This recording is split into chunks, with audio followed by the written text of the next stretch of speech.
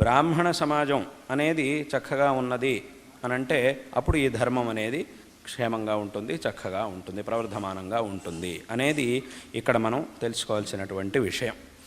కాబట్టి ఇటువంటి ఆ అభివృద్ధి కార్యాలు ఇక్కడ జరుగుతూ ఉండడం, ఇంకా విశేషంగా భవిష్యత్తులో కూడా ఇంకా అభివృద్ధి కార్యాలు జరిగి ఈ బ్రాహ్మణ్యం యొక్క సంరక్షణ, బ్రాహ్మణ్యం అనేది ఏదైతే ఉందో దాన్ని విశేషంగా సంరక్షించుకోవాలి. బ్రాహ్మణ్యం అని అంటే ఏమిటి?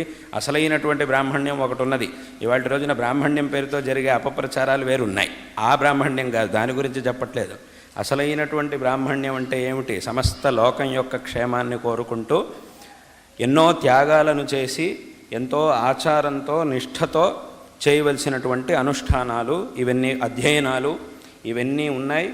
వీట్లను చక్కగా అధ్యయనం చేసి మన యొక్క పరంపరగా వస్తూ ఉన్నటువంటి వేదశాస్త్రముల్ని, ఈ వైదిక మార్గాన్ని చక్కగా అధ్యయనం చేసి అనుష్ఠానం చేస్తూ అందరికీ ఈ మార్గాన్ని ఉపదేశిస్తూ అందరి యొక్క శ్రేయస్సుని కోరుతూ అందరికీ కూడా వాళ్ళు జీవితంలో ఆచరించవలసినటువంటి ధర్మ మార్గాన్ని ఉపదేశించడం అనేది ఏదైతే ఉందో ఇది అసలైనటువంటి బ్రాహ్మణ్యం అని అంటే.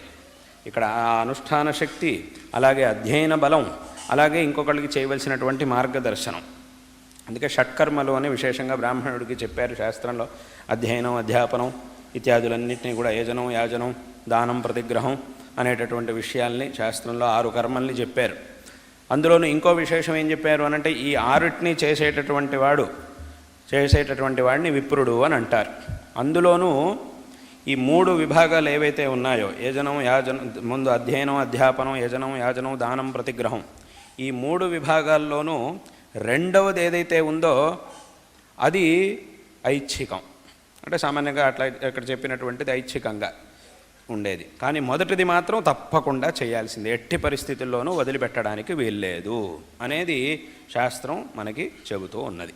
అంటే యజనం అనేది చాలా ఆవశ్యకం, అదేవిధంగా అధ్యయనం అనేది చాలా ఆవశ్యకం, దానం అనేది ఎంతో ఆవశ్యకం, తప్పకుండా ఎట్టి పరిస్థితుల్లోనూ వదలడానికి వీల్లేదు అని శాస్త్రం మనకి చెబుతూ ఉన్నది. కాబట్టి వీటిని చేస్తూ అధ్యయనం ఎందుకు చేయాలి? దేన్ని అధ్యయనం చేయాలంటే శాస్త్రములను, వేదశాస్త్రములను అధ్యయనం చేయాలి. వేదశాస్త్రములను ఎందుకు అధ్యయనం చేయాలంటే సమస్త జగత్తుకి శ్రేయస్సుని చూపించేటటువంటి మార్గం వేదశాస్త్రముల్లో ప్రతిపాదితమై ఉన్నది.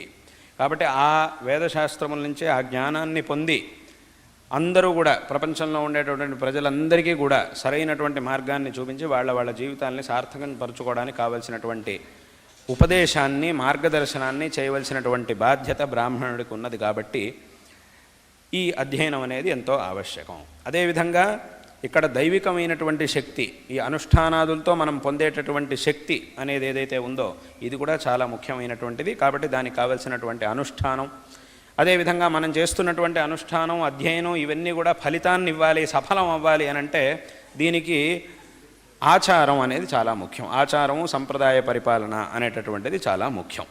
కాబట్టి ఇవన్నీ, దీంతోపాటు దానం, ప్రతిగ్రహం ఇవన్నీ కూడా దాంట్లోనూ విశేషంగా దానం అనేటటువంటిది చాలా ముఖ్యమైనటువంటిది. ఈ విధంగా షట్కర్మలని చెప్పి ఉన్నారు. ఇటువంటి షట్కర్మల్ని ఎవరైతే ఆచరిస్తాడో వాడిని విప్రుడు అని అంటారు అని శాస్త్రం మనకి చెబుతూ ఉన్నది. విప్రశ్చ బ్రాహ్మణోసౌ షట్కర్మ యాగాదిభిర్యుత అని ఆ విప్రహ అనేటటువంటి పదానికి వివరణ కోశంలో, అమరకోశంలో ఇలా చెప్పబడింది. విప్రశ్చ బ్రాహ్మణోసౌ షట్కర్మ యాగాదిభిర్యుత. ఈ 6 కర్మ యాగాది ప్రభుతులైనటువంటి ఈ 6 కర్మల్ని ఎవరైతే చేస్తూ ఉంటారో అతడిని విప్రుడు అని అంటారు. ఇక్కడ ఒక్కొక్క కర్మ యొక్క వైశిష్ట్యం ఇంత గొప్పగా ఉన్నది. అన్నిటి యొక్క ఉద్దేశ్యం ఏమిటంటే కేవలం తన యొక్క ఎదుగుదల మాత్రమే కాదు, సమాజం యొక్క, అందరి యొక్క, సమస్త ప్రపంచం యొక్క ఎదుగుదల అనేది ఈ 6 కర్మల యొక్క ఉద్దేశ్యం. కాబట్టి అటువంటి ఒక బాధ్యతని విశేషంగా శాస్త్రం ఆ బ్రాహ్మణుడికి చెప్పింది. కాబట్టి ఇది చాలా ఆవశ్యకమైనటువంటిది, చాలా విశేషమైనటువంటి విషయం.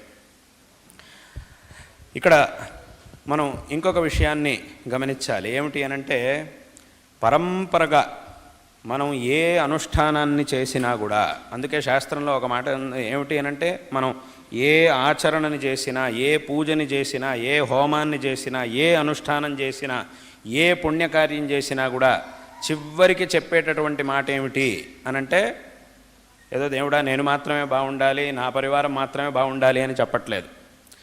మరి ఏం చెప్తున్నాము అనంటే సర్వే భవంతు సుఖినః, సర్వే సంతు నిరామయాః, సర్వే భద్రాణి పశ్యంతు, మా కశ్చిత్ దుఃఖభాగ్ భవేత్ అనేటటువంటి ప్రార్థనను మనం చేస్తూ ఉన్నాం. అందరూ సుఖంగా ఉండాలి. ఇక్కడ అందరూ అని అంటున్నాను తప్ప ఫలానా వాళ్ళు మాత్రమే సుఖంగా ఉండాలి, వీళ్ళు మాత్రమే ఉండాలి, వాళ్ళు మాత్రమే ఉండాలి అని చెప్పట్లేదు. సర్వే భవంతు సుఖినః, అందరూ కూడా సుఖంగా ఉండాలి, అందరూ క్షేమంగా ఉండాలి.